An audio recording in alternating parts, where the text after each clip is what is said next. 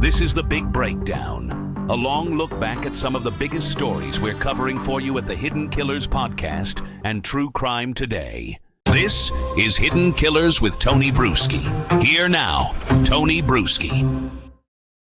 We've heard a lot of stories about Bryan Kohberger in the last 3 years. We're hearing far more in the last 3 months than we've heard in all of those 3 years. Today, we're going to go through the 7 creepiest moments that we have newly learned about Bryan Kohberger's interactions with the community, with the people living out there. And if you'll excuse me, I'm going to put my earpiece in because I keep forgetting to do this. So while we go through these stories, I want to hear your thoughts in the comment section on YouTube. If you're not already there, search Hidden Killers with Tony Bruschi so you can join us in this conversation. All right, let's jump into this. This is one where it gets you. It gets you for the creepiness and the level of investigative work, I guess, that was done to someone that didn't need any investigating. He could have just asked for a name. But this woman, she didn't wear a name tag. She wasn't the type to make small talk, especially not with customers who gave her that feeling. She clocked in, she poured coffee, kept her eyes down. So when Bryan Kohberger said her name out loud, clearly, like he'd said it before, it stopped her cold. She never gave him that, never once, but he knew it. And that's when she knew something was wrong, not just awkward or uncomfortable. Wrong in the way that made her chest tighten. She hadn't imagined the pattern. He really had been watching her. He always came in near closing time, not a morning regular, not part of the afternoon rush. No, he came in when the place had thinned out, and she was usually the only one working in front. He always ordered the same thing, never talked much, just stood there, staring, waiting. It didn't feel random, it felt deliberate. And now it made sense. After he said her name, he started asking questions about psychology, about personality disorders, about whether she thought psychotherapists could control their impulses, or psychopaths could control their impulses. Weird questions to ask at the coffee counter. And weird to know, considering that area was her major. Again, another thing that she never shared with him. She tried to smile it off, but he was locked in, not flirting, studying her, gathering information like she was part of a research paper. A few days later, he came in with a woman. She didn't know who, maybe a friend. As he paid, he looked over at her and said, "See, I told you she was smart." The way he said it, not like he was paying her a compliment, more like he was proving a point, confirming something that he already knew about this good friend over here that he shouldn't have known anything about, but did, and she knew nothing about him. She started switching shifts, asking the manager if she could be moved to mornings. She didn't want to be near the front alone anymore, and she started checking the parking lot before walking to her car, too. Smart. Because when someone like that knows your name, what else do they know? And she wasn't wrong. A few months earlier in June, Kohberger had checked into a small hotel in Pullman, Washington. He'd booked it through Expedia. The woman behind the front desk was training that day, new to the system. Kohberger walked in alone, visibly irritated. He said there was a double charge on his credit card. Accused her of making a mistake. Said she was trying to rip him off. You know, like all hotel employees do. Let's see how we can rip off the guests today. It's more like, how can we get through this smoothly and calmly and make it home safe and alive? She said she was, or rather he said that she was trying to rip him off. His voice was flat but very aggressive, and his eyes didn't blink much. She corrected the charge, apologized like any normal human being would do, because accidents happen. She said it'd be refunded. And that's when he changed, thankfully, or not, depending how you look at it. The anger vanished, and suddenly he was kind patient, even charming. He told her she was good at her job, asked where she was from, tried to make small talk. The shift was too fast, and that shift made her uneasy. She said it felt like he was flipping a switch, testing her reaction. The next day, she passed him in the hallway, and he stopped her. Not to say, hey, nice day. What's there to do around here? I'm new to the area. You know, things you might ask someone that works at a hotel in a friendly, non-weird way. No. In that hallway, alone, cornered,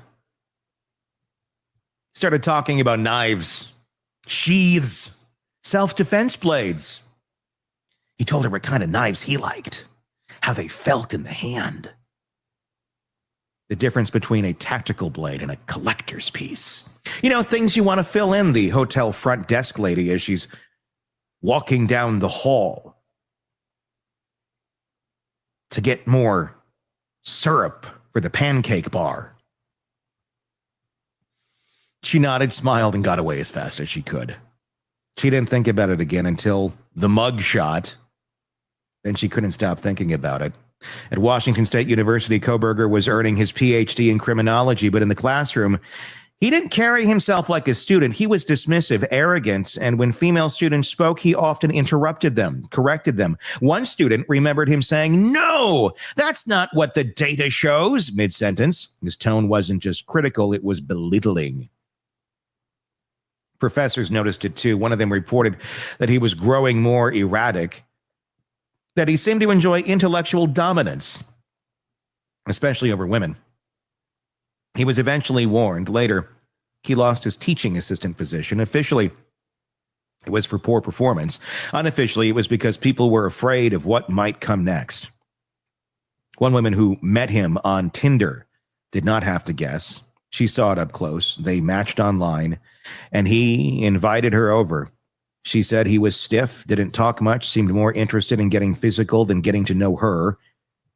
Touched her leg even. Scooted closer, didn't respond when she pulled away. When she stood up to leave, he didn't argue, he didn't beg, he just stared at her, like she'd interrupted something. Later that night, he sent her a series of messages, not angry, just persistent, repetitive, asking why she left, asking what did he do wrong. No apology, no insight, just need. She blocked him. A neighbor in Moscow, Idaho, remembers a different kind of contact, not physical, not verbal, just sound. Tapping. Around 4 a.m, the night of the murders, he woke up, allegedly tapping at his bedroom window. Not banging, not knocking, just a light rhythmic tapping, enough to freeze him in bed. He looked out the window but saw nothing, no one, just darkness. He didn't think much of it until later when Kohberger's name hit the news. When the police said they were looking for a white Hyundai Elantra, when he remembered seeing that exact car parked just down the block for a few nights that same week. It all kind of clicked. And it hadn't clicked. It hadn't unclicked, rather, since.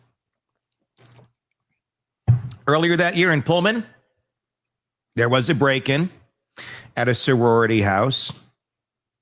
A masked man entered through an unlocked door. He had a knife. He didn't take anything, didn't hurt anyone, just stood there. According to the report, no fleeing.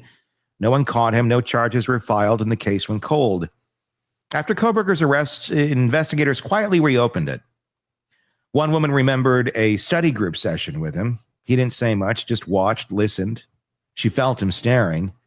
He sat across from her, eyes fixed. She asked a question, and he responded not with an answer, but with a question of his own. What do you think goes through someone's mind when they kill another person up close? She laughed, assuming he was joking. He didn't. He just kept looking at her, like he was still waiting for her answer. Note, very similar question to that survey he put out for criminals that was very much focused on the feeling that one gets in the act of committing horrific crimes. He had quite the fascination with this angle. 7 people. Different cities, different contexts, but every one of them remembers that same thing. That feeling, the cold, the shift in the room when he walked in, the sense that he was reading them, not connecting with them, not flirting, not socializing, studying. He didn't want attention, he wanted control. Not all predators hide in the shadows. Some walk around in daylight holding coffee cups and making polite conversation. Some pass out syllabi. Some smile when they say your name. And sometimes by the time you realize what they are, it is too late. He wasn't shy. He was a bit awkward. He was practicing, rehearsing, control, watching how fear unfolds in real time. And everyone who crossed his path, they were the dress rehearsal. There's many other stories. Birthing hips stands out as one of them to me. What's that? Kohberger went on the Tinder date. Text back afterwards, as one does after the date when you're hoping maybe there'll be a second. You have great birthing hips. Knives, procreation, and how do killers feel as they take the lives of the living off this planet? It seems to be the common rotation of topics in his mind.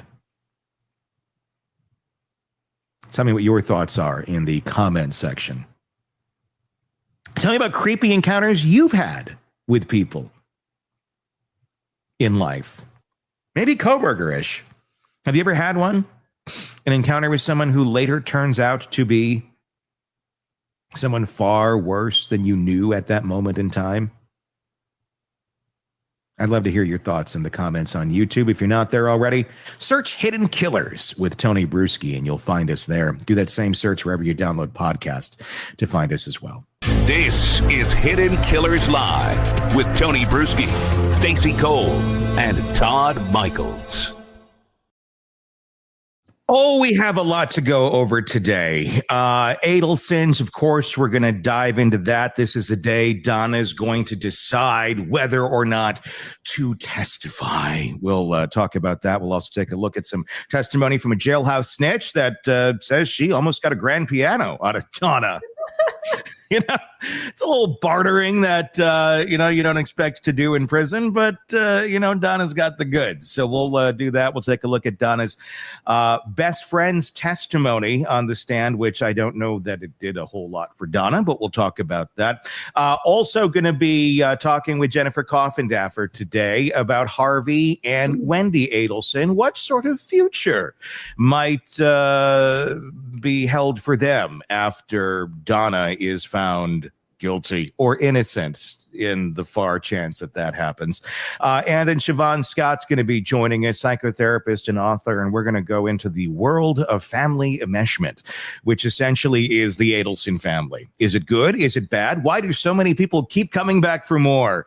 We're going to talk about all that in the second hour of the program. But be sure to press subscribe wherever you're listening to us or watching us so you don't miss us every day. And in the comment section, be sure to let us know your thoughts, your questions, and we'll try to get to them throughout the program today. But first, we're going to start with some new breaking news. Bryan Kohberger, there's a new detail that has come out that's not going to be just floating away from our radar. It's not about the crime itself, but what was happening in his private conversations right after. And when you hear it, you can't really help but ask what exactly was going on here. So the night after the murders, Bryan's mother, they're talking, as they have been. As you know, Bryan Kohberger and mom are pretty tight. They were talking the morning of the murders, right after, for several hours. And then throughout the day later, he was on the phone with her constantly while he was in jail. But this is an interesting one. The night after the murders, Bryan's mother sent him a news article. It was a link, not just any article. And I don't know how odd this is. That's why I'm curious to get everyone's reaction on it. This one spelled out how Xana Kernodle had bruises all over her body and how she had fought back against the attacker. That's what was being alleged in that article. Think about this for a second. Mom sending her son a link to the story about the brutal murder may be normal. I can kind of understand that. But does it land a little differently while the two of them are already on the phone together? Obviously, she probably doesn't know that, little Bry is the one behind it.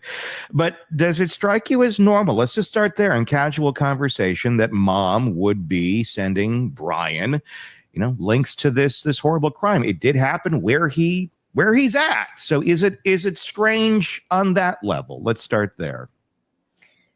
Well, it's odd. Now, I say that as we have an audience of people who love true crime. Mm-hmm.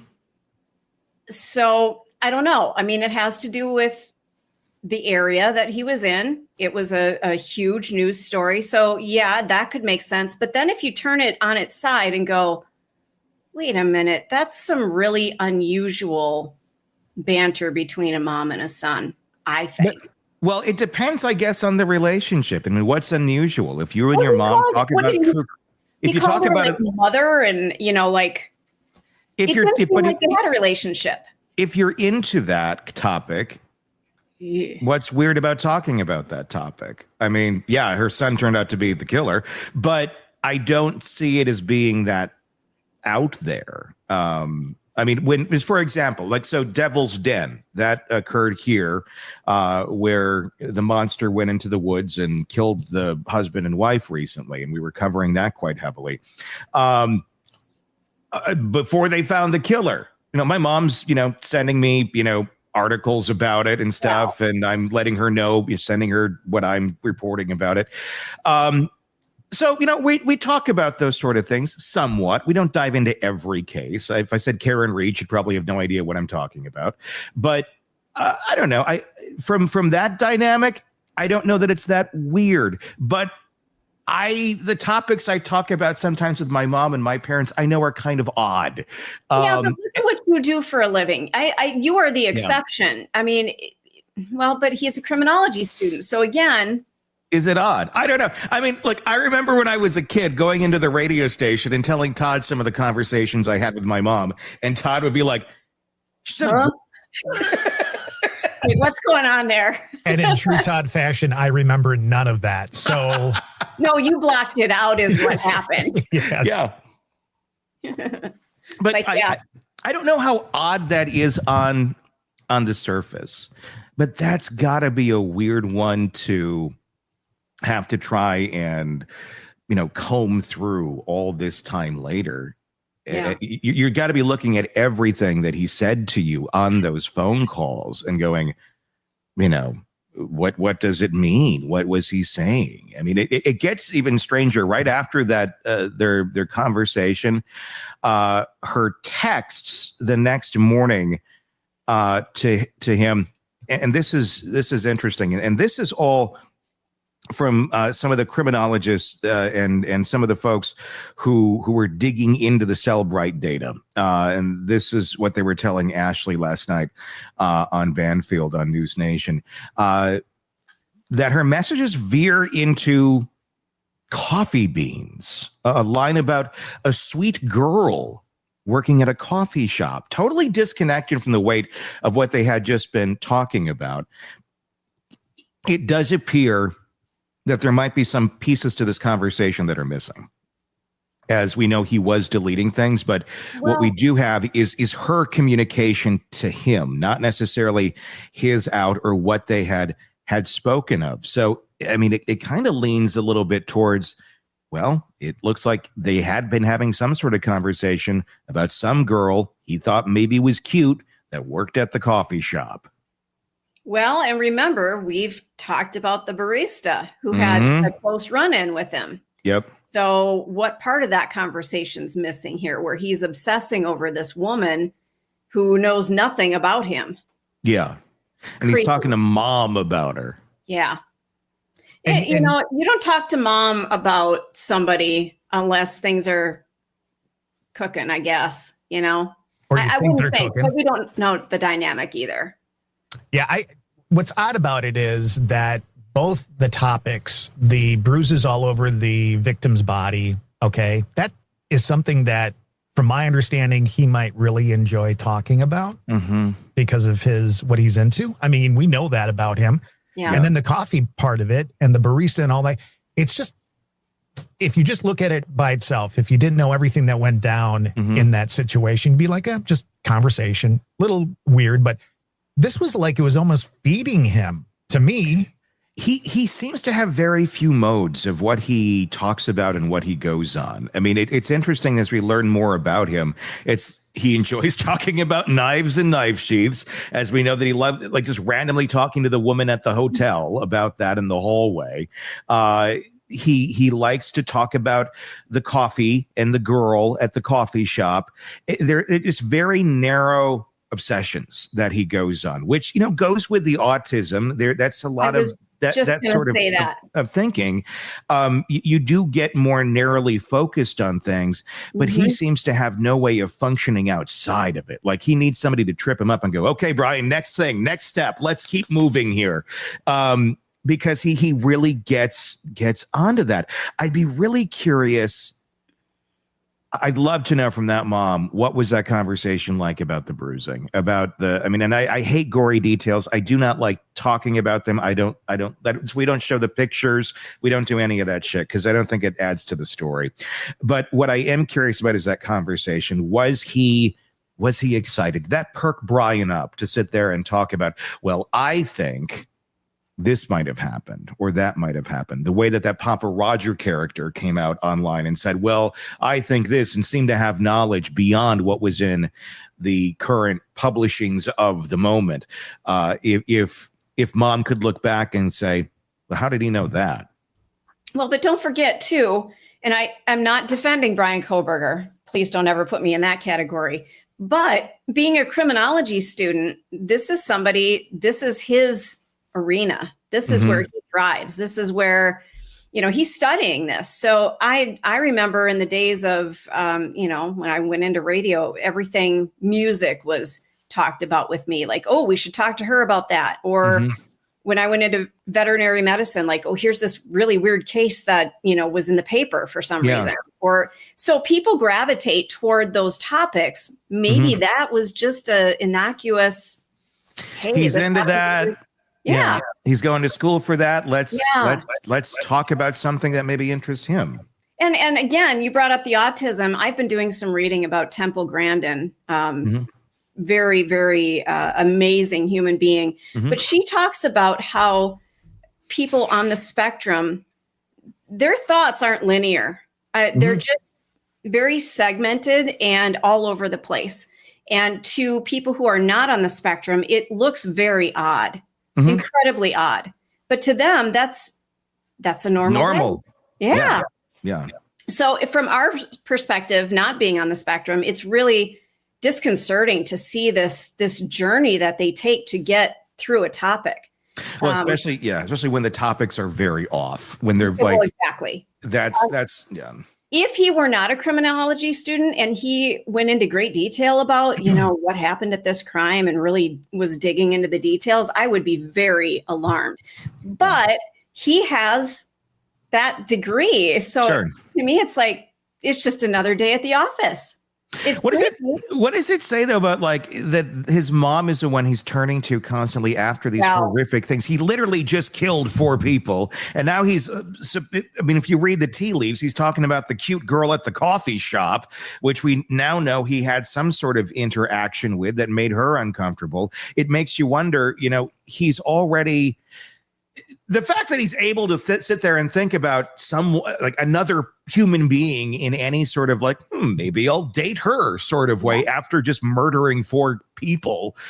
It makes you wonder. I wonder how much in code he spoke to his mom. I wonder how much, gazing at the stars meant something else other than it seems to mean. If he was speaking in certain ways of, I got a crush on this girl, or I like this girl, is more like I'm going to stalk her type. And I've been staring at her outside her window, Mom. She likes Pantene Pro V. Do you like Pantene Pro V, Mom? I want to buy it. I want to smell it.